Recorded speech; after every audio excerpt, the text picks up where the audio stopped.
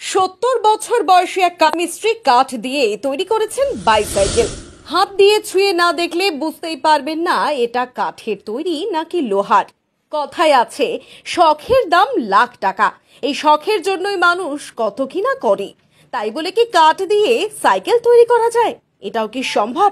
হ্যাঁ, এই পৃথিবীতে অসম্ভব বলতে কোনো কিছুই নেই। শিল্পীরা তাদের হাতের জাদুতে কত কিছুই না তৈরি করছেন। সাইকেল তো প্রায় কম বেশি সকলেই দেখেছেন, কিন্তু কাঠের তৈরি সাইকেল দেখেছেন কি কখনো?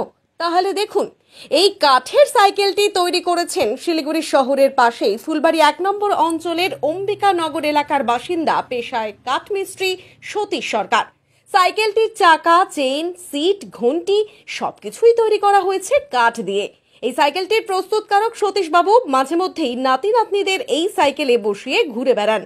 এটি তৈরি করতে তার সময় লেগেছে 3 মাস। ব্যবহার করা হয়েছে গামারি ও সেগুন কাঠ। একটা সময়ে মানুষের যাতায়াতের জন্য একমাত্র সাথী ছিল এই সাইকেল, কিন্তু দিন দিন এর অস্তিত্ব কমে যাচ্ছে। ভবিষ্যৎ প্রজন্মকে তা দেখানোর জন্যই স্মৃতি হিসেবে এই সাইকেলটি তৈরি করেছেন ফুলবাড়ির এই হস্তশিল্পী। আর এই সাইকেলটি দেখলে বোঝা খুব মুশকিল এটা আসল নাকি নকল। শুধু সাইকেল নয়, তিনি কাঠ দিয়ে তৈরি করেছেন আরো নানান ধরনের দেবদেবীর মূর্তিও। কাঠ দিয়ে খোদাই